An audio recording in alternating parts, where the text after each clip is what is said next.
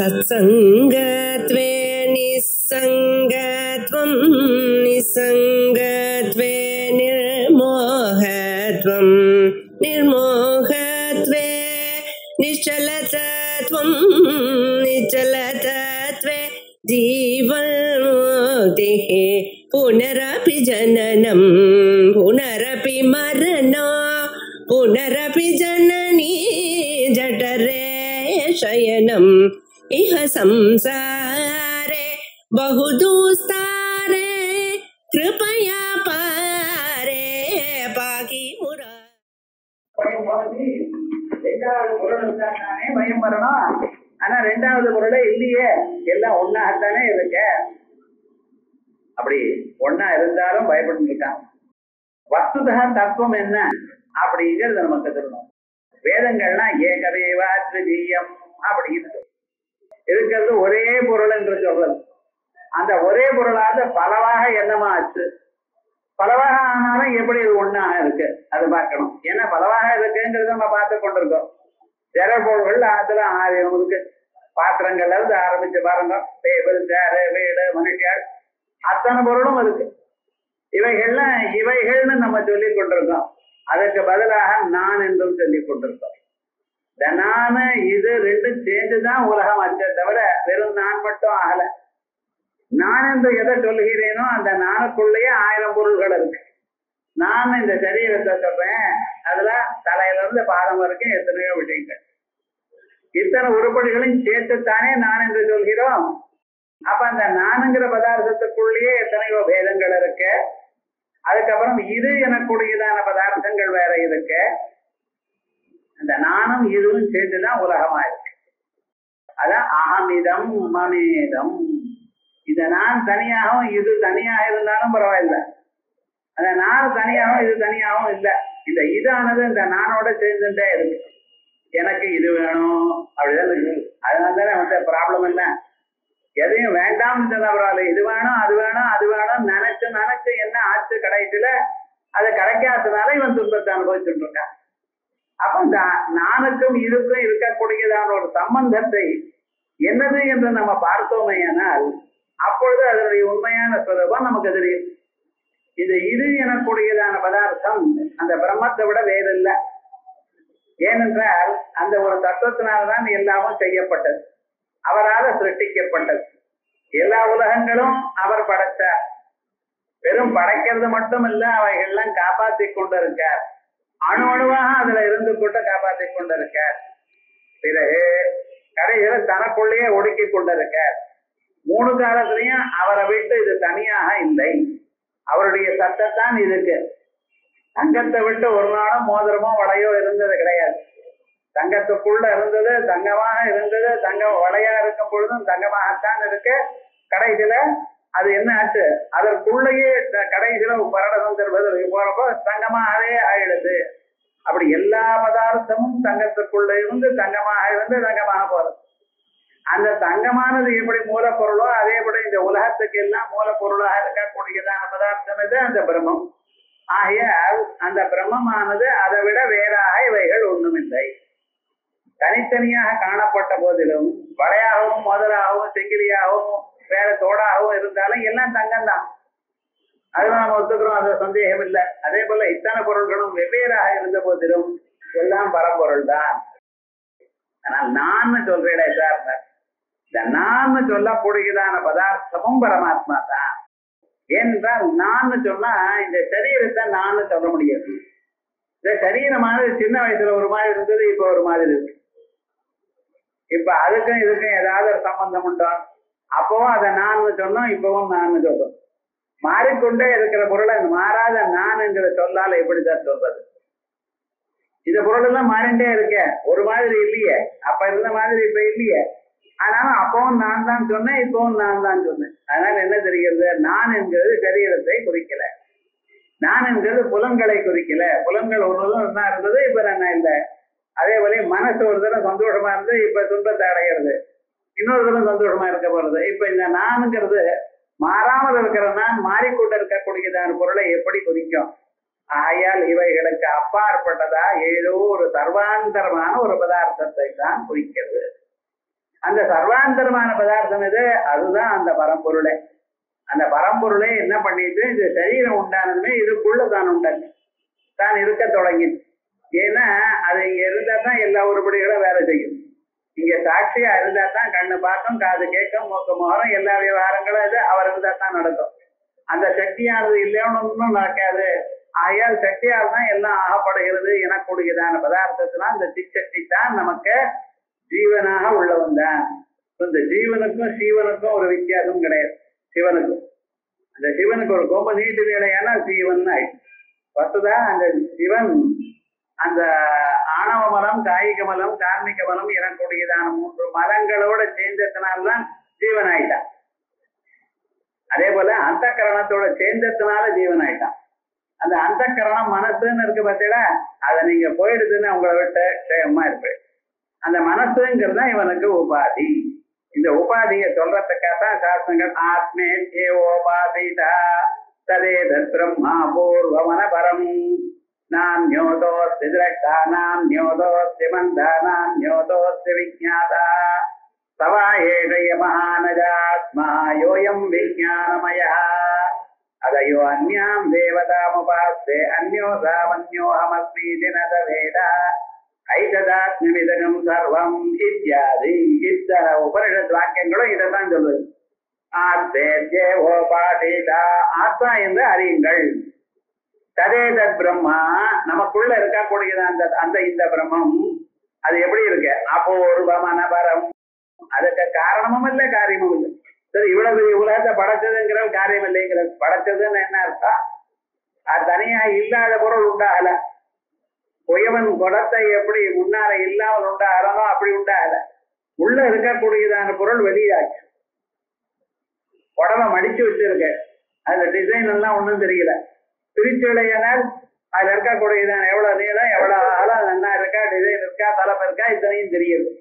அப்ப என்ன, அதே மாதிரிதான் உலகங்கள்லாம் அவ்யாக்கிருதமாக உள்ளது. தத்வேதம் ததே அவ்யாக்கிருதமாசி தன் அமரூபாபியாமே அவ்யாக்கிரியதா எல்லாம் அவருக்குள்ள இருந்தது. அதுதான் முதல்ல சொல்ல போறேன். விஸ்வம் விஷ்ணு மூவுலகமும் அவருடைய வயதுல இருக்குன்னு சொல்லிட்டு இருக்கோம். பகவானுடைய வயதுல இருக்கு, உலகங்கள்லாம் வயதுல இருக்குன்னு சூட்சமா இருந்தது. இப்படி ஒரு பெரிய ஆலமரம் இருக்கு. இந்த ஆலமரமானது எங்க இருக்குன்னு ஆலம் விழுதுக்குள்ள இருக்கு. அதுக்குள்ள இருக்கிற விதை அந்த ஒரு முனிவர் தன்னுடைய பையனை கூப்பிட்டு அந்த எதிர்க்க ஆலமரம் இருக்கே அதனுடைய விதையை கொண்டு அதை உடைச்சு இப்ப என்ன இருக்குன்னு சூஷ்மையுமே தானா சூஷ்மமா இருக்கிற சின்ன சின்ன பொருள் இருக்குன்னு அதையும் உடைச்ச இப்ப என்ன இருக்குன்னு ஒண்ணும் இல்லைன்னு. அப்ப ஒண்ணும் இல்லாத இதுல இருந்தா இவ்வளவு பெரிய ஏகமான்ய குரோத திட்டதி அந்த விதையில இருந்தா ஏன் இவ்வளவு பெரிய மரம் வந்தது? அப்ப அது நம்புறீங்களோ இல்லையா? நம்பித்தானே ஆகணும்னு. ஏன்னா அந்த விதையை போடுறான் குலைக்கிறது, வேற ஒண்ணும் இல்லை. ஆனா இவ்வளவு பெரிய மரம் அதுக்குள்ள எப்படி சார் இருந்தது அப்படின்னு கேட்டா தெரியாது. அதே விதம்தான் இவ்வளவு பெரியதான பிரபஞ்சம் அந்த பிரம்மத்துக்குள்ள இன்னது என்று சொல்ல முடியாம இருந்தது. அதை நாம் என்ன சொல்றோம்? அனிர்வச்சனீயமாக இருந்தது. ஆயன் நம்ம சொல்லக்கூடியதான வாதத்துக்கு அனிர்வச்சனீயவாதம். அது எக்ஸ்பிளைன் பண்ண முடியாதான நிலையில இருக்கு. அப்படிப்பட்டதான ஒரு அனிர்வச்சனீயவாதமாக இது இருக்கு அப்படின்னு. அதுதான் அந்த பிரம்மத்துல இருந்து அபூர்வமான பரம பாக்கியம் நான் அந்த பிரம்மத்தை தவிர வேற பார்க்கிறவரோ கேட்கிறவரோ வேற ஒருத்தரும் கிடையாது. எல்லாம் அவர் தான். அந்த சாட்சி சைத்தன்ய ஸ்வரூபம் இருக்க தொட்டுத்தான் எல்லாம் பார்க்கப்படுகிறது, கேட்கப்படுகிறது, முகரப்படுகிறது, எல்லா பலனும் பண்றது. அந்த இந்த ஆத்மா மகான் பெரியவர், பிறவியற்றவர். அவருக்கு பிறவி இல்லை, நாம ஜீவனுக்கு பிறவி இருக்குங்கிறோம். வசுதா ஜீவனுக்கும் பிறவி இல்லை, அவரே தானே ஜீவன். இருந்தாலும் நாம என்ன பண்ணிட்டு இருக்கோம்? அந்த சரீரம் உண்டாச்சுன்னா பிறந்தது என்று, சரீரம் பார்த்தா அழிந்ததுன்னு நம்ம சொல்லிட்டு இருக்கோம். ஆனா உள்ள இருக்கக்கூடியதான சக்தி ஒரு நாளும் அழியல, அது ஒன்றும் போகாது. ஏன்னா அடுத்த பிறவியில நீங்க இங்க பண்ணியதான புண்ணிய பாப கர்மாக்களை அனுபவிக்கணுமா வேண்டாமா?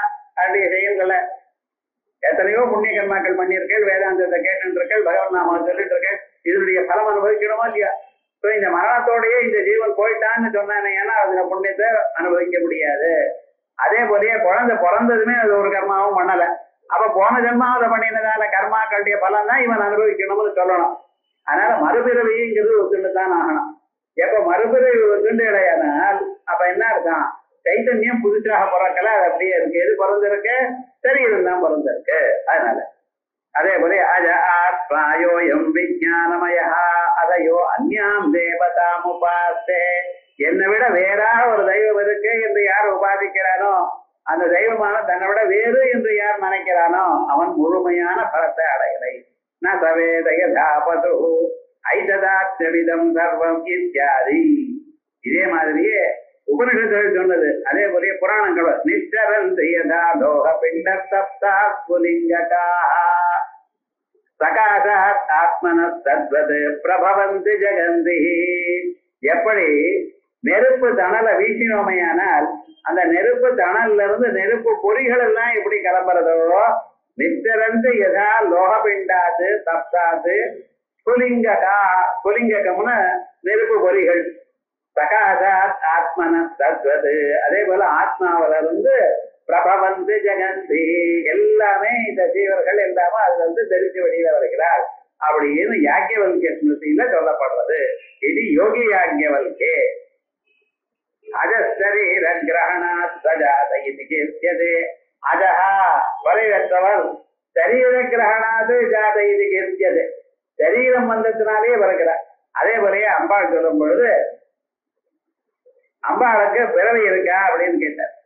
கேட்கிறாரு. அப்படி இல்ல, தேவானாம் காரிய சித்தியர்த்தம் ஆவிர்பவதி சாயதா. தேவதைகளுடைய காரியம் சித்திக்கிறதுக்காக எப்ப பொழுது அம்பாள் ஒரு சரீரத்தை எடுத்துக்கிறாளோ அப்பொழுது சாநித்தியபிதீயதே. நிச்சயமா இருந்த போதிலும் பிறந்ததாக சொல்லப்படுகிறது. ஆயார் காளி அவதாரம், துர்கா அவதாரம் இப்படின்னு சொல்லிட்டு இருக்கா இல்லையா? இப்ப அவதாரம்னு தனியா பிறந்ததோ இல்ல, ஒரே சக்தி தான். அந்த வேஷத்தை போட்டு அந்த பார்வதியினுடைய சரீரத்துல இருந்து தனியா வந்ததான். தனியா வந்த பிறகு வந்ததான ஒரு பாகத்துக்கு சண்டிகானது. அந்த சரீரத்துல இருந்து வந்த பிறகு அந்த சரீரம் கருப்பாயிடுதான். கருப்பானதுன்னா அதுக்கு காளின்னு பேரும். அப்ப என்ன அர்த்தம்? ஒரே தத்துவமானது பலவாக காணப்படுகிறது என்கிறதுதான். எல்லாரும் ஜீவர்களா இருந்தாலும் சரி, அதே போல தேவதைகளுடைய விக்கிரகமா இருந்தாலும் சரி. அதே போலயே சர்பவத்ரஜ்ஜு கண்டஸ்து நிஷாயாம் வேஸ்மமத்யகா ஏகோ ஹி சந்திரோத்வௌ யோம்னி திமிராஹத சற்றுடா சர்பவத்ரஜ்ஜு கண்டஸ்து. சர்ப்பம் போல் கயத்துல எப்படி பாம்பு காணப்படுகிறதோ அதே போலயே நிஷாயாம் வேஸ்மமத்யகா. நிஷாயாம் ராத்திரியில் வேஸ்மமத்யக வீட்டுக்கு நடுவுல இருக்கக்கூடியதான ஒரு கயரானது எப்படி பாம்பாக காணப்படுகிறதோ, ஏகோஹி சந்திரோத்வௌ யோம்னி ஒரு சந்திரனே கண்ணுல இருக்கிற டிஃபெக்ட்னால ரெண்டா தெரிகிறதோ, திமிராஹத சற்றுடா ஆபாதி பரமாத்மா சர்வோபாதிஷு சம்ஸ்திதா. அதே போலயே பரமாத்மாவும் ஒருவரா இருந்து கொண்டு பலவாக காணப்படுகிறார். எதனால? உபாதியினால. சர்வோபாதிஷு சம்ஸ்திதா நித்யோதிதஸ்வயம் ஜோதி சர்வக புருஷப்பர. வித்யோதிதா எப்பொழுதும் இருக்கக்கூடியதான சப்பிரகாசமா இருக்கக்கூடியவர் சர்வக புருஷப்பர. சர்வகனா சர்வவியாபியா இருந்து கொண்டிருக்கார். அகங்கார அவிவேகேன கர்த்தாஹமிதி மன்யதே. இந்த அகங்காரம்னா மனத்தினுடைய ஒரு பாகம்னு அர்த்தம். நம்ம மனசுக்கு இன்னர் இன்ஸ்ட்ருமெண்ட்னு பேர் அந்த கரணம். அது வெவ்வேறு வேலைகளை செய்யுது. வெவ்வேறு வேலைகளை செய்யும் பொழுது வெவ்வேறு பேரை வச்சிருக்கும். இப்படி பண்ணலாமா, அப்படி பண்ணலாமா, அது நல்லா இருக்கா, இது நல்லா இருக்கா என்று பார்த்து கொண்டிருக்கும் பொழுது அதுக்கு மனசுன்னு பேர். வேவரிங் நேச்சர் இருக்கும் பொழுது மனசுன்னு பேர். சரி இப்படி பண்ணுவோம் அப்படின்னு தீர்மானம் பண்றோம் பார்த்தீங்களா, அப்ப அதுக்கு புத்தின்னு பேர். நாம் எதை அனுபவிச்சோமோ வாழ்க்கையில அனுபவிச்சதான பதார்த்தங்கள் எல்லாம் அதனுடைய இம்ப்ரெஷன்ஸ் அப்படியே நம்ம மனசுல இருக்கு. ஆனாதான் மறுபடியும் நம்ம இன்னொரு தடவை நினைக்கிறோம், ஓஹோ அது நன்னா இருந்தது சார், அன்னைக்கு நன்னா இருந்தது அப்படின்னு நினைக்கிறோமோ இல்லையா? அந்த நினைப்பு எப்படி வந்தது? அதை நீங்க எதை அனுபவிச்சீங்களோ அதனுடைய சூட்சமான ஒரு அம்சம் நம்ம மனசுல நெகட்டிவ் அப்படியே இருக்கு. அதான் வாசனைன்னு பேரு. அந்த வாசனைகள்னால மறுபடியும் யூ ரீகலெக்ட். முதல்ல கலெக்ஷன் இருந்தாதான் அப்புறம் ரீகலெக்ஷன் ஆகுது. ரீமைண்டுங்கிறான், ரிமைண்டர் அனுப்புங்கிறான். அப்படி ரீமைண்ட் என்ன அர்த்தம்? மறுபடியும் நினைன்னு அர்த்தம். அதான் இங்கிலீஷ்லயும் வச்சுருங்க. புதுசா ஒண்ணும் இல்லை. அப்ப விவகாரம் என்ன ஆச்சுன்னா, பழைய அனுபவம் நம்ம மனசுக்குள்ள ஒரு சம்ஸ்காரத்தை உண்டு பண்ணிட்டு, இந்த சம்ஸ்காரங்கள்லாம் இருக்கிற இடம் என்ன, இந்த மனசுலதான் ஒரு பகுதியில இருக்கு. அதுக்கு சித்தம்னு பேர். எல்லோருடைய மனசுலயும் இருக்கு. இப்ப மட்டும் இல்ல, போன ஜென்மாவிலையும் ஒரு 1000 ஜென்மாக்களை நீங்க அனுபவிச்ச அனுபவங்கள்லாம் இருக்கு சார். அதெல்லாம் ஞாபகம் வரலையே. அனுபவிச்சதுதான் ஞாபகம் வரணும்னு நிர்பந்தம் இல்லை. நீங்க ஸ்கூல்ல யாராவது வாச்சாடா அத்தனை பேருக்கு ஞாபகம் இருக்கா? உங்க டீச்சர் பேர்லாம் ஞாபகம் இருக்கா? ஏன் இல்ல? என்னமோ மறந்து போயிடு. ஆனா என்னைக்காவது எதிர்க்க வந்தாங்கன்னு வச்சோங்களேன், டக்குன்னு கண்டுச்சு ஞாபகம் வருது. அப்ப எல்லாமே பிளாஷா. அது என்ன? அதுக்கு வேண்டியதான உத்போத சம்ஸ்காரம் இல்லை. அது ஞாபகம் மூட்டுறதுக்கு வேண்டியதான சம்ஸ்காரம் இல்லை. அந்த ஞாபகம் மூட்டக்கூடியதான சம்ஸ்காரம் வந்தா ஞாபகம் வரலாம். எல்லாம் ஞாபகம் வரணும்னு நிர்பந்தம் இல்லை. ஆனா இதெல்லாம் எங்க இருக்க? இந்த மனசுலயே ஒரு மூலையில இருக்கு. அது எவ்வளவு சார், எத்தனை கீகா பைட்டுன்னு சொல்ல முடியாது. நீங்கதான் கம்ப்யூட்டர்ல சொல்ல தவிர. ஆனா ஒவ்வொருத்தருடைய மனுஷனுக்கும் அவன் வாழ்க்கையில வாய்ச்ச அனுபவங்கள் எல்லாம் அப்படியே இருக்கு. அது எது வெளியில வரும், எது மறைஞ்சு இருக்கும்னு யாராலையும் சொல்ல முடியாது. அப்படிப்பட்டதான ஒரு ஸ்வரூபம் அது. அதுக்கு சித்தம்னு பேரு. அதுக்கு மேல எந்த ஒரு காரியத்தை எடுத்தாலும் அது என்ன பண்ண, தன்னுடைய ஸ்டாம்பை வச்சு வெளியில அனுப்பிச்சுட்டே இருக்கும். எதை பண்ணினாலும் பார்க்கிறேன் நான், கேட்கிறேன் நான். எந்த ஒரு செயலா இருந்தாலும் அந்த அகங்காரமானது தன்னை அதோட சேர்த்து வச்சுதான் பண்ணும். தன்னோட சேர்த்து வைக்கிறது பத்தில அதுக்கு தான் அகங்காரம்னு பேரு. இந்த அகங்காரம்ங்கிற மனசு தான் ஞாபகம் வச்சுக்கணும். வஸ்துதா இந்த அகம்னு நீங்க எங்க சொல்றீங்களோ அதனுடைய முடிவானது ஆத்மாவில நிக்கணும். ஆனா நம்ம அகங்கிறது அது வரைக்கும் போறதில்ல, மனசோட நிறுத்திவிட்டோம். வஸ்துல அந்த அகங்கிறது அதுக்கு அந்த மனசுக்கே அகங்கிற சொல்லும் திறமை உள்ள இருக்கிற சாட்சியினால வருது. அதனாலதான் ரமணவதான் அகம் எங்க இருந்து வருதுன்னு பாருங்க. அகமகம்னு பாரு அப்படின்னு கேட்டேன்னா கோகம் அப்படின்னு பாருங்க. கோகம்னு பார்த்தேன்னா எங்க முடியும்னா சோகம்னு முடியும். அதான் கோகம் சோகம்ங்கிற பாருனா அது எங்க உபநிஷத்துல இருக்கு. அந்த அகங்காரம் இருக்கு. அதான் சொல்றது அகங்கார அவிவேகேன கர்த்தாஹமிதி மன்யதே. அகங்காரத்தை தெரிந்து கொள்ளாமல் இந்த நிஜமான அகமானது உள்ள இருக்கிற ஆத்மாவில இருந்து வருதுங்கிறது அறியாமல் இந்த மனசையே அகம் என்று நினைத்து நானே கர்த்தா, எல்லாம் நான் தான் செய்கிறேன் அப்படிங்கிறாங்க. இதனால என்ன தெரியுது? இந்த ரஜ்ஜு சர்ப்ப திருஷ்டாந்தம் ஏகச்சந்திர தத்துவது சுஷ்டிக்காக ரஜதவதவ பார்த்ததே ஆச்சாரியார் சூத்திர வாழ்க்கை எழுதியிருக்காரு. உபனிஷத்துல எங்கேயுமே இல்லைங்கிறார். உபனிஷத்துல இல்லாத போனாலும் புராணங்கள்ல இருக்கு, அது பார்த்துக்க. அதுக்கப்புறம் ஏவமேவ அம்புருடா பிராஜ்ஞேன ஆத்மநாதம் பரிஷ்வக்தா. அந்த இந்த ஆத்மா பிராஜ்ஞேன ஆத்மனா சம்பரிஷ்வக்தா. பிராஜ்ஞேன ஆத்மனா இந்த ஜீவனோட சேர்ந்து எல்லா காரியமும் பண்ணிட்டு இருக்கார் அப்படின்னு. ததா சௌமிய ததா சம்பன்னோ பவதி. இந்த ஜீவனானவன் தூங்குறப்ப என்ன சார் பண்றான்? தூங்குறப்ப என்ன ஆறது? இது நமக்கு தெரியணும். தினமும் தூங்குறோம். ஆனா தூக்கம் எப்படின்னு யாருக்கும் தெரியல. தூக்கத்தை பத்தி நிறைய தெரியல நமக்கு. என்ன சொல்லுவோம்? தூங்கினால கண்ணை மூடிக்கிறேன் சார், மறந்துட்டேன் சார், தூக்கங்கிறோம். ஆனா தூக்கம் இந்த தூக்கத்துல என்னென்ன நடக்கிறது எனக்குடையதான அந்த மேட்ரிக்ஸ் ஆஃப் ஸ்லீப் அது என்னதை பத்தி தெரியல அவனுக்கு. தூக்கம் எப்படி வருது, என்னமா வருது, தூக்கத்துல என்னதான் நடக்கிறது உங்களுக்கு?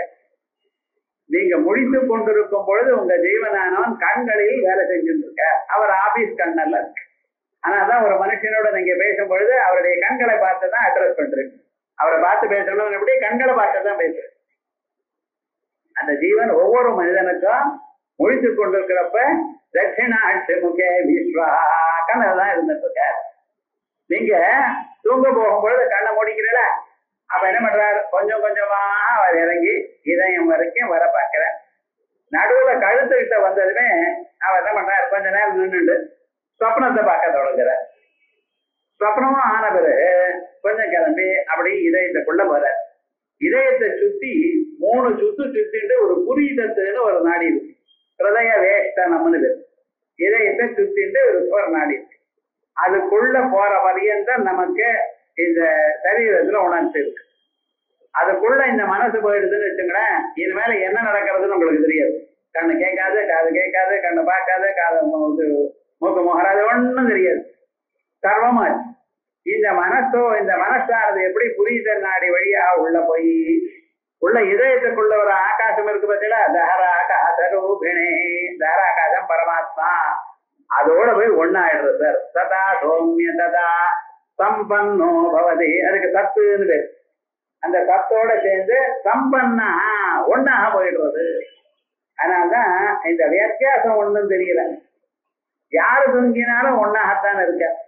ஆண் தூங்கினாலும் பெண்ணு தூங்கினாலும் அந்தனர் தூங்கினாலும் மற்றவர் தூங்கினாலும் ஒரே மாதிரி தான் இருக்கு. அதுல வித்தியாசம் இல்லை. முடிச்சுட்டுதான் இந்த வித்தியாசங்கள்லாம். தூங்குறப்ப ஒண்ணும் இல்லை. தூங்கி எழுந்துட்ட பிறகு என்ன சொல்றான், நிம்மதியாக தூங்கினேன். நிம்மதி, மதியின மனது, நிம்மதியின மதி இல்லாமல் மனது இல்லாமல் மனசனுடைய சம்பந்தம் இல்லாமல் தூங்கினேன். ரைட், அதோட ஒண்ணும் இல்லை. ஒன்றும் அறியாமல் தூங்கினேன், அது வேற சொல்றான். ஏன், அறிவு வரக்கூடியதான விடயங்கள்லாம் நின்று போச்சு. கண்ணு காது மூக்கு நாக்கு தோல், இதனாலதான் உங்களுக்கு அறிவு வருது. இதெல்லாம் மிக்க வேலை செய்யல. ஆகையால் ஒன்னும் அறியல. நீங்க அறியாமல் சுகமாக ஆனந்தமாக தூங்கினேன். அப்ப அதுக்கு காரணம் என்ன, அந்த பிரம்மத்தோட ஒன்னாயிட்டு. அதனால்தான் மனுஷனுக்கு நிம்மதி ஏற்படுறது. அவன் நிஜமாகவே சரீரத்துல மறுபடியும் உணர்ச்சி ஏற்படுறது, ஒரு ஆனந்தத்தை அனுபவிக்கிறான். அப்பாடா நீ தூங்கின, நன்ன தூங்கினேன் சார் அப்படிங்கிறான், ஆனந்தமாக தூங்கினேங்கிறான். இது அந்த ஆனந்த வடிவமான பிரம்மத்தோட ஒன்னா போயிட்டான். ததா சௌமிய ததா சம்பன்னோ பவதி ஸ்வமபீடோ பவதி, தன்னை தாண்டிட்டான். ஏவம் ஸ்வமாயையா ஸ்வமாத்மானம் மோஹயன் துவைத மாயையா குணாஹிதம் ஸ்வமாத்மானம் லபதேத ஸ்வயம் ஹரிஹி.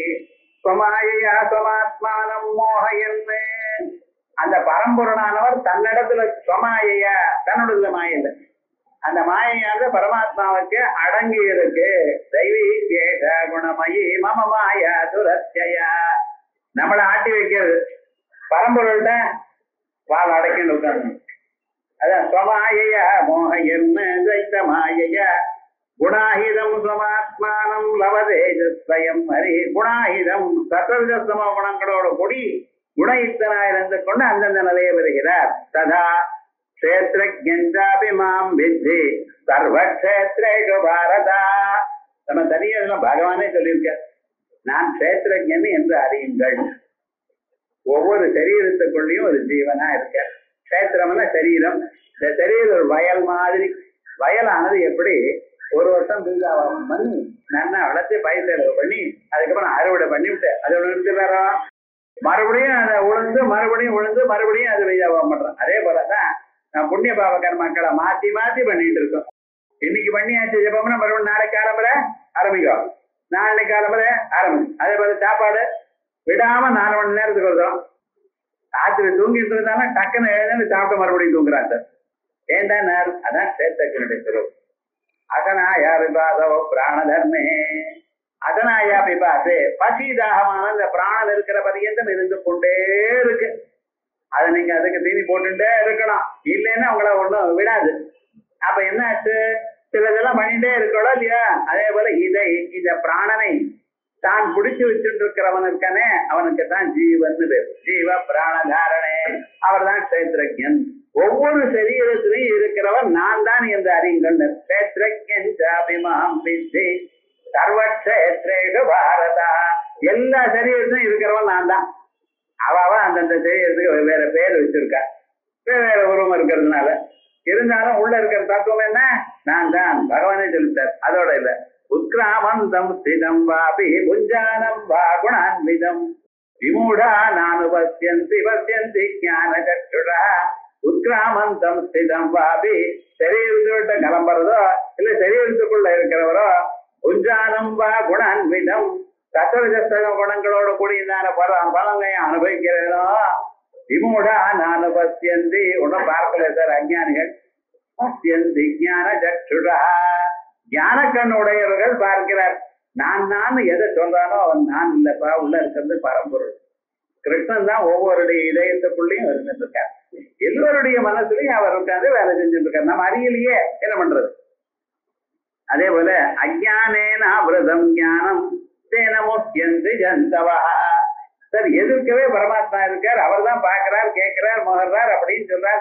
ஒவ்வொரு மனுஷனும் அவர் தான் பண்ணிட்டு இருக்கான்னு சொன்னா நான் கவனிக்க வேண்டாம் சார். ஆனா அவ கவனிக்க வேண்டாம், யாராவது படிச்சவ கவனிக்க வேண்டாமா?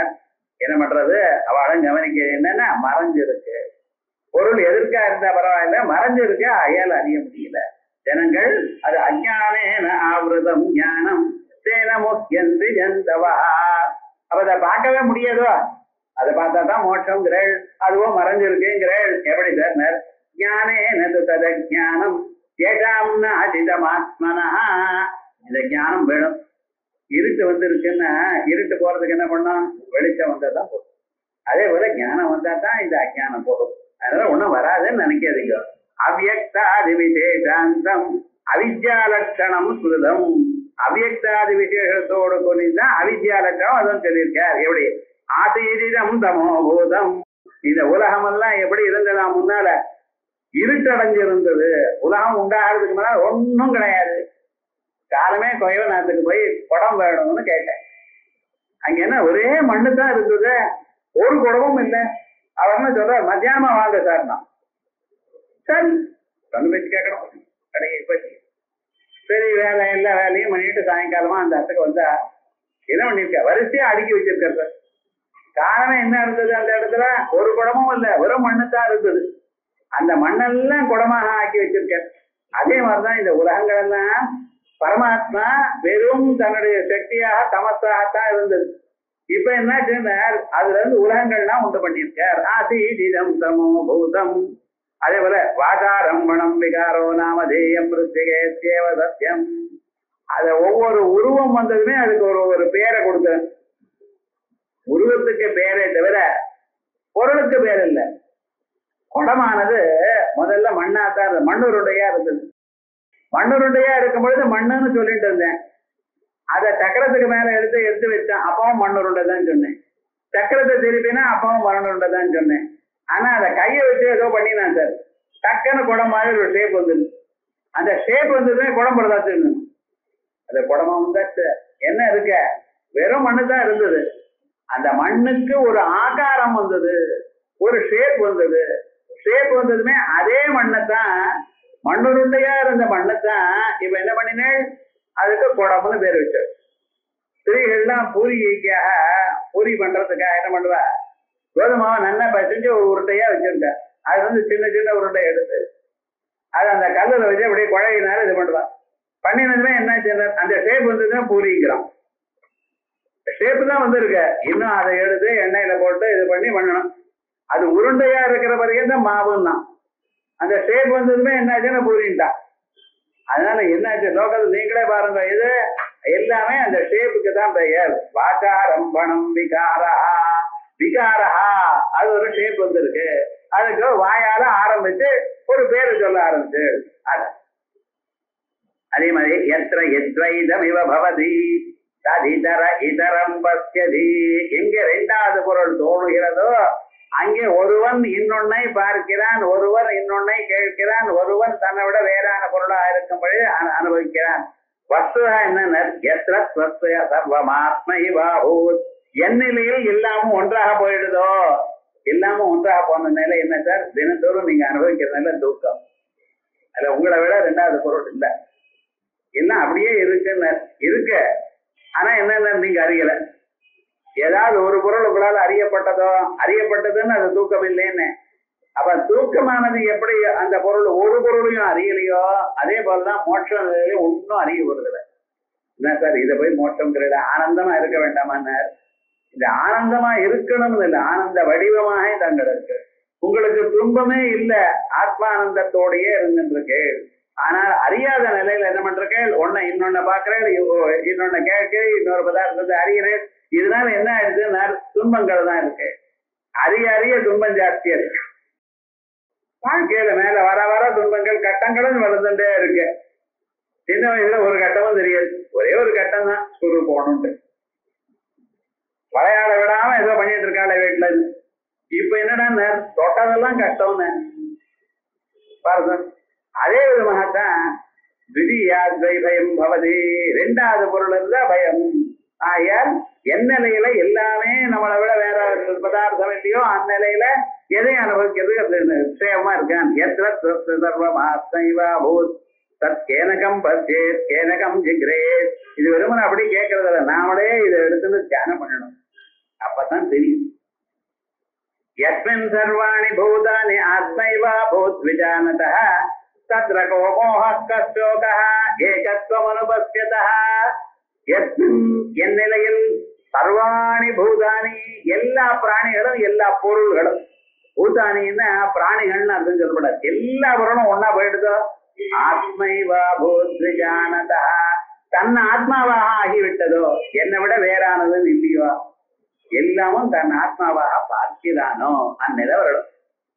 நாம் இப்ப என்ன பண்றோம், இது எனது, இது அயம் நிஜ பரோ வேதி கணனா லகு சேதசாம், இது எனது, இது இன்னொருத்தரது, இது அவளது எனக்கூடியதான ஒரு எண்ணம் இருக்கு பார்த்தா, இதான் கணனா லகு சேதசாம்.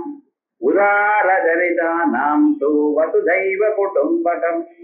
உதார சரிதானாம் தூ உயர்ந்ததான எண்ணம் உள்ளவர்களுக்கு இந்த உலகமே அவனுடைய குடும்பம்னு நினைக்கிறான். நம்ம குடும்பத்துல வந்தது எல்லா சுகதுக்கங்கள்லாம் நமது என்று எப்படி நாம் நினைக்கிறோமோ, அதே போல உலகங்கள்லாம் ஒன்று, எல்லாமே ஒரே தத்துவம் அப்படின்னு நினைக்கிறேன். அந்நிலை வரணும். அந்நிலை வந்ததேனால் தத்ர கோமோ அக்க சோக. அங்கே சோகம் ஏது மோகம் ஏதுன்னு கவலை ஏது? கவலை இல்லைன்னு சொல்றது வேற. கவலை ஏது? எப்படி வரும் கவலை? கவலை எப்படி வருது?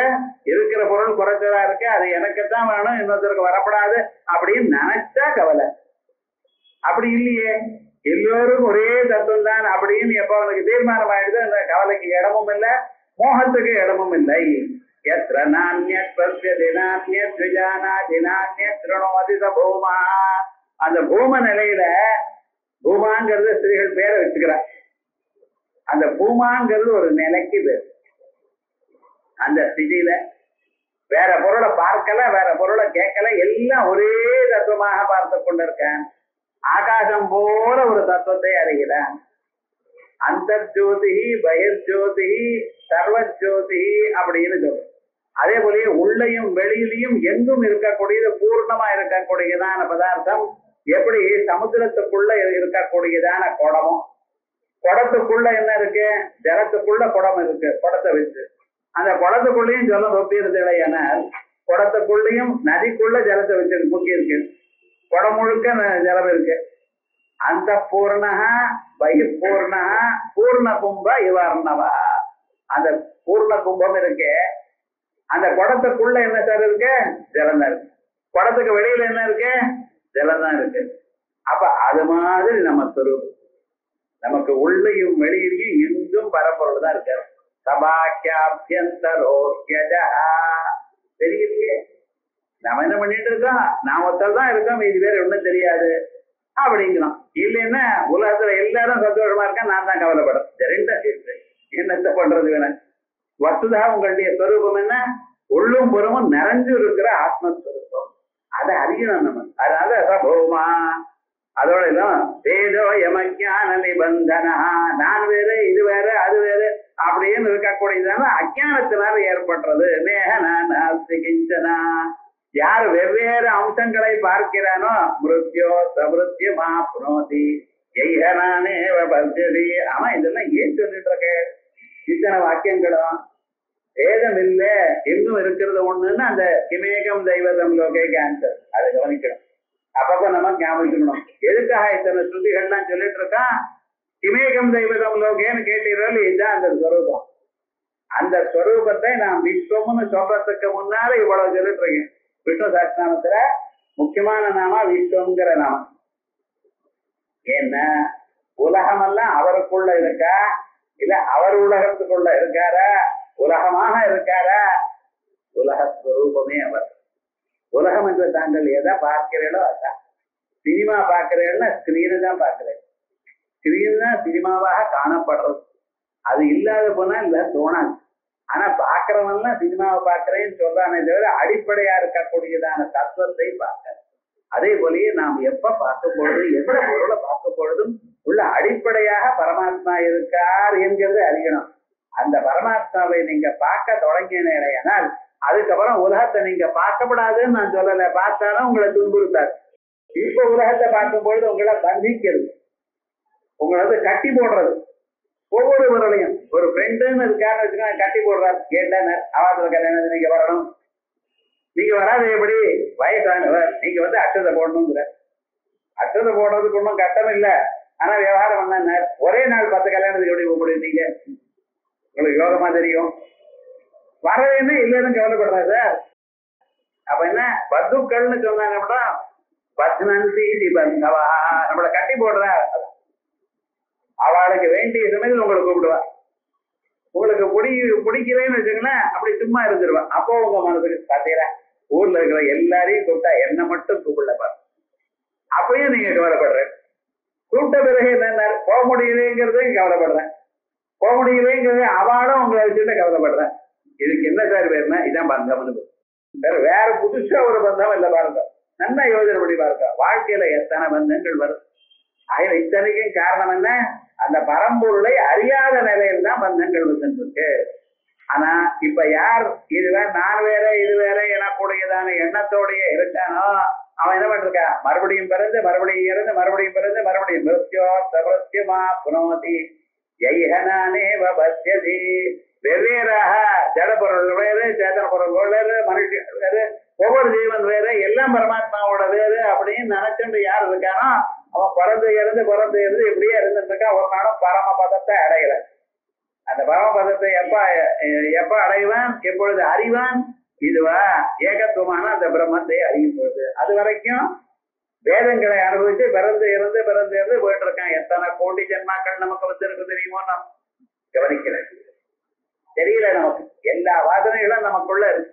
ஆமா, நம்ம நினைக்கிறோம் இந்த ஜென்மாவை தான் நம்ம துன்பம் வைக்கிறோம். ஒவ்வொரு ஜென்மாத்திலையும் துன்பம் தான். ஒவ்வொரு பிராணிக்கும் துன்பம் இருக்கு.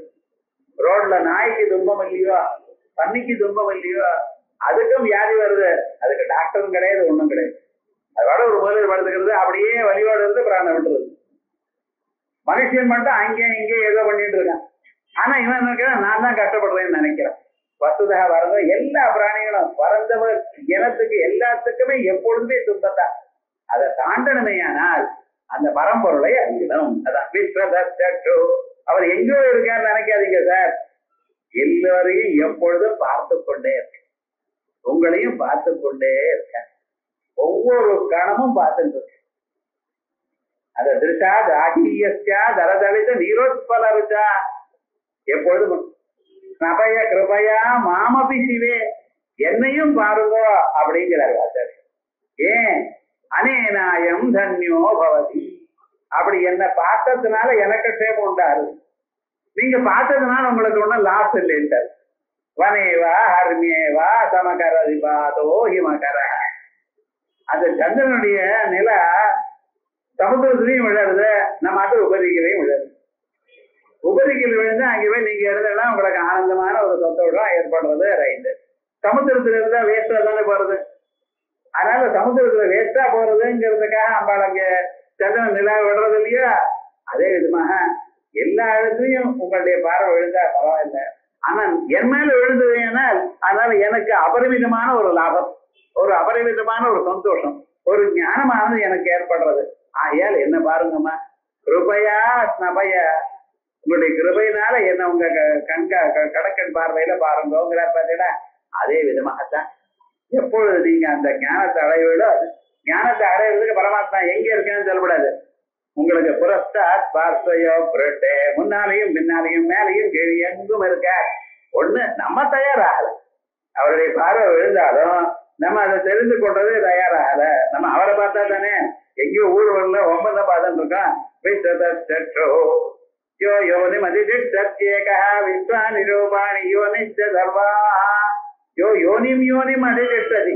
ஒவ்வொரு பிராணியினுடைய சரீரத்துக்குள்ளேயும் இருந்துட்டு இருக்கேன், தனித்தனியாக இல்லை. ஏதோ அங்கே ஒரு வைகுண்ட லோகத்துல இருக்கேன், கைலாசத்துல இருக்கேன், இவன் வந்து என்ன பார்த்துக்கிட்டோம்.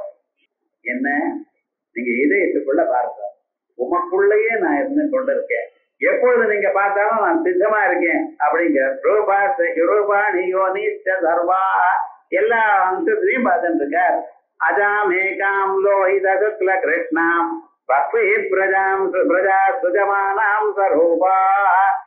அதோஸ்யேகோ ஜுடமானோனுசேதே ஜஹாத்யேனாம் புக்த போகாமஜோன்யா வர்க்கம் அஜாமேகாம் லோஹித சுக்ல கிருஷ்ணா. சாதாரணமா ஒரு ஆடு இருக்கு, அந்த பெண்ணாடுக்கு ஒரு 4 குழந்தைகள் இருக்கு. எப்படி இருக்கு? ஒண்ணு வெளுப்பா இருக்கு, ஒண்ணு கருப்பா இருக்கு, ஒண்ணு சிவப்பா இருக்கு. அதுக்கு பின்னால ஒரு செமறி ஆடு அதுக்கு பின்னாலேயே சுத்தி கொண்டது. கொஞ்ச நாள் அனுப்புறம் என்னாச்சுன்னு புக்த போகாம ஜோன்யா, அதை விட்டு அந்த ஆடு போயிடுது. அதே விதமாகத்தான் இந்த ஜீவனும் சத்துவகுணம், ரஜோகுணம், தமோகுணம், இந்த குணங்கள்லாம் வச்சுட்டு திண்டாடிட்டு அவஸ்தைப்பட்டு இருக்கான். ஒரு ஞானியா இருக்கிறவன் என்ன பண்றான்? இந்த 3 குணங்களும் நம்மளை வாட்டி வைக்கிறது.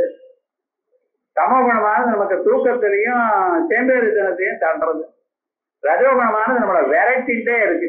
சில பேர் சும்மா இருக்க மாட்டான், ஏதாவது வேலை செஞ்சுட்டே இருப்பான். ஒண்ணும் இல்லைன்னா வீட்டுல டாக்டர் கிளாஸ் எடுத்து செஞ்சுட்டு இருப்பான். என்னையா விவகாரம்? அது அப்படி, அது ரஜோகுணம். இதுக்கப்புறம் இந்த 2த்தையும் சத்துவகுணத்தினால் நீங்க ஜெயிக்கணும். சத்துவகுணம் என்ன? பகவன் நாமாவை சொல்றது, வேதாந்தத்தை வாசிக்கிறது. இப்படிப்பட்டதான நல்ல குணங்கள் இருந்ததுனால்தான் ரஜோகுணத்தையும் தமோ குணத்தையும் தாண்ட முடியும். இதை தாண்டறதுக்கு சத்துவகுணம் கொண்டுதான் வழி. அதுக்காக ஒரு காயத்ரி மந்திரமோ ஒரு ராமநாமாவோ, பழைய நாள்லயே ராமகோட்டை எழுதுவா, ஒரு தரம் 1 கோடி தரம் எழுதணும். அப்படி ஒரு வழக்கம் எல்லாம் இருந்தது. இதெல்லாம் சத்துவகுணம்.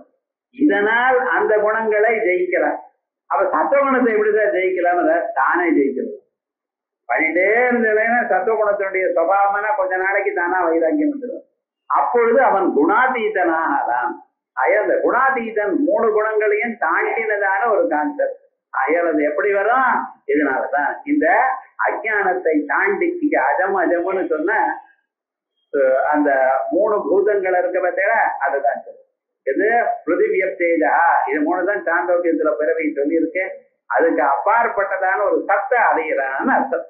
தேவாத்மசக்திம் விததே நது தத்விதீயமஸ்தி ததோன்யத் விபக்தம் யத் பஸ்யேத்.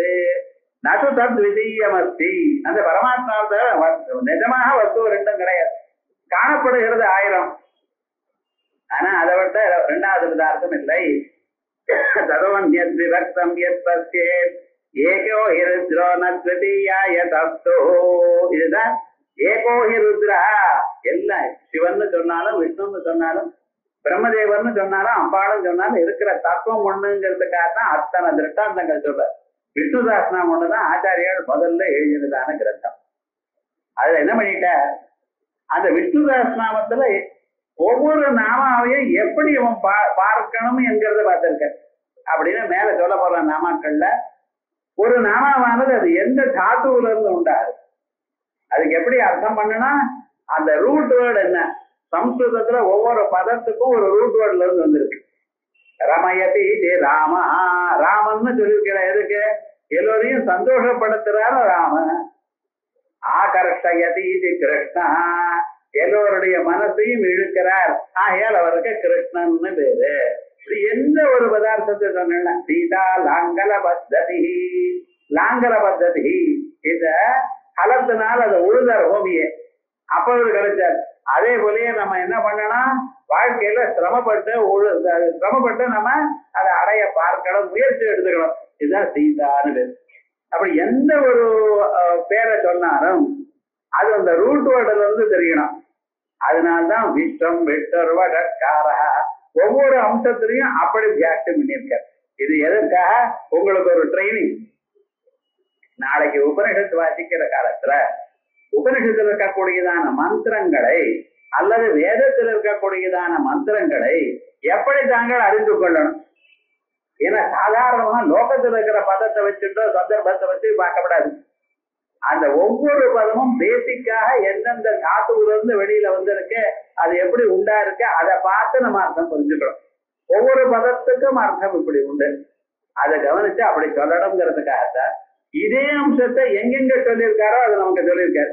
இப்போ ஒரு விஸ்வம்ங்கிற ஒரு நாமாவுக்கு இவ்வளவு வியாக்கியானம் பண்ணினவர் மற்ற நாமாக்களுக்கெல்லாம் இவ்வளவு வியாக்கியானம் பண்ண போறது இல்லை, முடியாது. ஆனா அது எதுக்கு? நீங்களே புராணங்கள் வாசிச்சு இத்தியாசங்கள் வாசிச்சுட்டு இது போல வம்சங்கள் எப்பப்ப வருதோ ஓஹோ விஷ்ணுதாசனாவது அதான் பகவானுடைய நாமாக்களை இப்படி மனனம் பண்ணணும். பகவானுடைய நாமாக்கள் அப்படி வேகமா படிச்சு விடுப்பாரு. 20 நிமிஷத்துல படிச்சு முடிச்சு விடுறான் பாருங்க. 1000 நாமாக்கள் படிங்க. 1000 நாமாக்கள் வாச்சா பாபம் போகும். ஆனா ஒரு நாமா ஒரு நாள் எடுத்துட்டு அந்த நாமாவானது எந்தெந்த உபநிடத்துல அதை பத்தி சொல்லியிருக்கு, பகவத்கீதையில எத்தனை அம்சத்துல அதை பத்தி சொல்லியிருக்கு, புராணங்கள்ல இதே ஐடியா எங்க சொல்லியிருக்கு, இப்படி நம்ம பார்க்கணும். இதான் மனநம்னு. அப்படி மனனம் பண்ண தொடங்கினால் நீங்க தெரியாமலேயே உபனிஷத்தை மரணம் பண்ண ஆரம்பிச்சிருவீங்க. வேதாந்த வாக்கிய விசார அத்தியவதான நிர்வருத்தாகி பிரம்மாவகதி. ஒரு மனுஷனுக்கு பிரம்ம ஞானமானது எப்படி வரும்? வேதாந்த வாக்கியங்களை விசாரம் பண்றதுனால வருது. ஆகையால் இந்த வேதாந்த வாக்கிய விசாரத்துக்கு உங்களுக்கு அடிப்படையா எப்படி விசாரம் பண்ணணும்னு ரொம்ப பேருக்கு தெரியாது. அது தெரியாதுங்கிறத நமக்கு சொல்லிக் கொடுக்கறது முடியாது. 4-5 விசாரம் பண்ணி காமிச்சுட்டோம்னா தானா தெரியும். அதனாலதான் இப்ப என்ன பண்ணிருக்க, உலகத்தில் இருக்கக்கூடியதான தத்துவம் ஒண்ணு எனக்கூடியதான அந்த பிரம்ம தத்துவத்தை விஸ்வம் எனக்கூடியதான பெயரோட எங்கெங்க இந்த அம்சத்தை சொல்லியிருக்கோ அவைகள்ல அத்தனை புராணங்களையும் சொன்ன. அதே மாதிரியே உபனிஷத்துகள்ல சில உபனிஷத்துக்கு வியாக்கியானம் பண்ணியிருக்கார். மாண்டூக்கிய உபனிஷத்து கௌடபாதர் வியாக்கியானம் பண்ணியிருக்கார். அவர் என்ன சொல்லியிருக்காருன்னு சொல்றாரு, மனோத்ருஷ்யமிதம் துவைதம் யத்கிஞ்சித் சதராஜரம் மனசோ யமனி பாவே துவைதம் நைவோபலப்யதே. மனோத்ருஷ்யமிதம் துவைதம், இவ்வுலகத்தில் இருக்கக்கூடியதான பொருள்கள் எல்லாமே உங்க மனசினால் ஏற்படப்பட்டது, மனசனால் பார்க்கப்பட்டது. ஆகையால் இந்த மனசானது எப்படி சாந்தி அடைகிறதோ தூங்கும் பொழுது அப்ப ஏதாவது காணப்படுகிறதா? மனசு இருக்கும் பொழுது இருக்கு, மனசு இல்லாத பொழுது இல்லை. ஆகையால் இந்த பொருள் எல்லாம் என்ன சார்? நெருப்பு இருந்தா புகை இருக்கு, நெருப்பு இல்லைன்னா புகை இல்லை. அந்த நெருப்பு என்ன சார்? அந்த புகை என்னதுன்னா நெருப்பினுடைய செயல். நெருப்புல இருந்தானே புகை வருது சொல்றாளே, நெருப்பு இல்லாம புகையுமா அப்படிங்கிறாரு. அதே போல பிரம்மம் இல்லாம உலகம் இருக்குமா? பிரம்மம் இல்லாம உலகம் இருக்குன்னா உலகத்தை பார்த்தா உங்களுக்கு என்ன ஞாபகம் வரணும்? பிரம்மம் தான் ஞாபகம். ஆகையால் தான் இதற்காகத்தான் மனசுங்கிற ஒரு பொருளையே பகவான் சுட்டி பண்ணினார் உங்களுக்கு. இல்ல மனசை கொடுத்து என்ன சார் ஆகணும்? மனசுல கவலைப்படுறதுக்காக மனசு கொடுத்துருக்க இல்ல. இது ஒரு வழி. மனசு துவைதம் இருக்கு, மனசு இல்லைன்னா இல்ல. ஆகையால் எல்லாத்துக்கும் காரணம், மூல காரணம் மனசு. அந்த மனசை அடக்க பாரு. அடக்க பாருன்னு மனசை ஏதோ அடிச்சு 2 உத கொடுத்து நிக்கிறது இல்ல. அது அப்படிலாம் ஆகாது. மனசுக்கு அடக்கணும்னு நீங்க என்ன பண்ணணும்? அந்த மனசை பிரம்மத்தினத்துல கொடுக்கணும். அப்பொழுது தானா அடங்கிவிடும். தானா அடங்கிறது மட்டும் இல்லாமல் அது இல்லாமலே போயிடும். அது முக்கியமானது. மனோத்ருஷ்யமிதம் துவைதம் யத்கிஞ்சித் அதே போல மனசோ யமனி பாவே துவைதம் நோபலப்யதே. பிரபஞ்சோ யதி வித்யேத நிவர்த்தேத நதும்தய மாயா மாத்திரமிதம் துவைதம் அத்வைத பரமார்த்ததா. பிரபஞ்சோ யதி வித்யேத, நிஜமாகவே இந்த உலகம்னு ஒண்ணு இருக்குமேயானால் தானா போயிடுவது இருக்கு, இருந்த போயிடுவது. ஆனா வஸ்துதா என்ன தெரியுமா? எல்லாம் அந்த பரமாத்மாவுடைய லீலைகள். லீலா மாத்திரமிதம் துஷ்டம். உலகம் முழுக்க அவர் இருக்க நாம் பரம்பொருளை அறிவணும் என்பதற்காக தயார் பண்ணி கொடுத்திருக்கார். இந்த சம்சாரம், வீடு இவைகள்லாம் எதற்காக? நீங்க இதுக்குள்ள இருந்து கொண்டு சன்னியாவந்தனான நித்திய கர்மாக்களை பண்ணி கொண்டு பகவான அடையறதுக்கு முயற்சி பண்ணணும். இது ஒரு மெத்தட். அப்படி இல்லாத போனால் நம்ம பகவான் அடையறதுக்கு முயற்சி பண்ற முயற்சியே பண்ண போறது இல்லை. அப்படியே இருந்துட்டு போறோம். எது உங்களுக்கு இந்த மனுஷனுக்கு மட்டும்தான் ஏன் இந்த நிபந்தனைகள் எல்லாம்? ஆகாரம் நித்தியாதிகள்லாம் பசுவாதிகளுக்கு இருக்கோ இல்லையா? அது பகவான் அடையறதுக்கு ஏதாவது முயற்சி பண்றதா? இல்ல. மனுஷனுக்கு மட்டும்தான் இத்தனையும் வச்சிருக்காரு. இந்த கட்டுப்பாட்டுக்கெல்லாம் ரகசியம் என்ன? இது வழியாக பகவான பாருங்க. உங்களுக்கு ஒருவருக்கு தான் இந்த மனசு எனக்கூடியதான பதார்த்தம் தனியாக கொடுத்திருக்கேன். அதனால்தான் ஜந்துனாம் நரஜன்ம துர்லபம். மனிதன் எனக்கூடியதான ஜென்ம பிறவிங்கிறது மிக சிறந்தது. ஏன்? இவனுக்குத்தான் மனசுன்னு இருக்கும். எது எப்படிப்பட்டதான மனசு?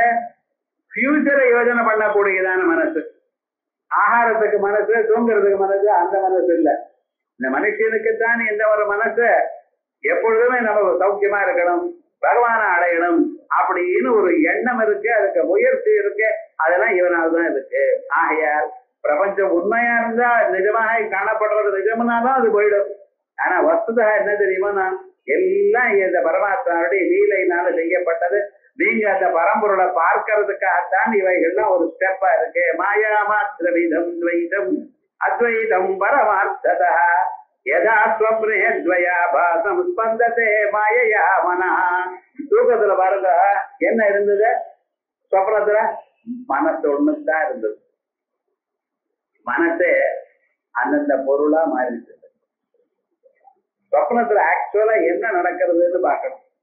சொப்னத்துல கண்ணு இல்ல, காது இல்ல, மூக்கு இல்ல, எதுவும் இல்லை. அதே போல இந்த சரீரத்தையும் மறந்து விடுறது.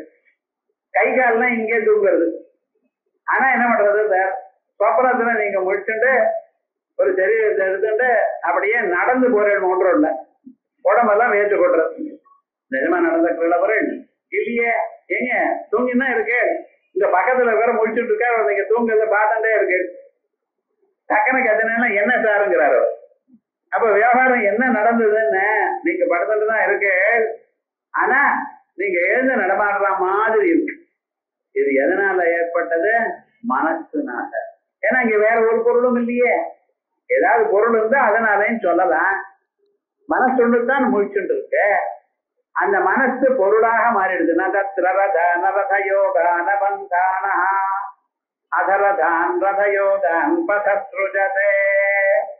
அங்க ரோட்டும் இல்ல, தேரும் இல்ல, குதிரைகளும் இல்ல. ஆனா எல்லாத்தையும் சுருட்டி பண்ணிட்டு பார்த்தான் சார். பாக்குற இடம் இல்லையா? பார்த்த இடம் எந்த வெளிச்சத்துல பார்த்தேன்? அங்க வெளிச்சம் வேணுமா வேண்டாமா? வெளிச்சம் இல்லாம பார்க்க முடியுமா பொருளை? கிளியரான பார்த்து அங்கேயும் அப்படியே போர்டை பார்த்துட்டு படிச்சுட்டே போறான் சார். சொப்னத்துலயும் இந்த வழக்கம் அவனை விட்டு போகல. அவன் அதையும் பார்த்து போயிட்டு இருக்கல. அது எப்படி படிச்ச? வெளிச்சம் இருக்கணுமே. வெளிச்சம் இருக்குது, அதான் உங்க ஆத்மாவுடைய வெளிச்சம். ஏன்னா இங்க வெளியில கரண்ட் இல்ல, சூரிய வெளிச்சம், சந்திர வெளிச்சம் இல்ல, ராத்திரி அமாவாசை இன்னைக்கு ராத்திரி தூங்குறேன், கரண்ட்டும் இல்ல. ஆனா நல்ல பிரைட் லைட்டோட என்னத பார்த்துட்டா போல தெரியுது உங்களுக்கு. எப்படி சார் வந்தது? இந்த ஆத்மா வெளிச்சம். அதனாலதான் ஆத்மா பிரகாசம். அத்திராயம் பொருடோபயஞ்சோதி. ஒவ்வொரு தினம் சொப்னம் நீங்க பாக்குற எல்லாம் சொன்னாதான் தெரிகிறது. ஆனா அப்ப அந்த சொப்னம் அந்த ஆத்மா சொப்பிரகாசமா இருக்குன்னு அறிகிறீடோ? சொப்னம் எப்படி வந்ததுன்னு தெரியும். இல்லைன்னா உபனிஷத்து சொன்னாதான் தெரியும், இல்லைன்னா மனுஷனுக்கு தெரியாது. அதே போல அந்த சொப்னத்தை மறுபடியும் கண்டினியூ பண்ணுங்க சார். வருமா? வராது. ஆகையால் அந்த ஆத்மஸ்வரூபத்தை அறிவதற்காக இது வழிகள்.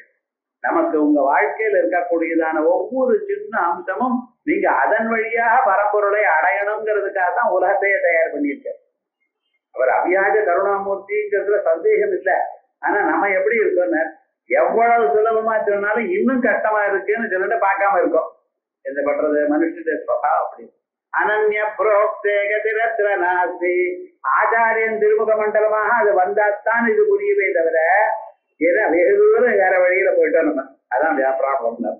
ஆகையால் யதா ஸ்வப்னே த்வயாபாசம் ஸ்பந்ததே மாயையா மனஹ ததா ஜாகிரத்வயாபாசம் ஸ்பந்ததே மாயையா மனஹ இத்தியாதி கௌடபாதே.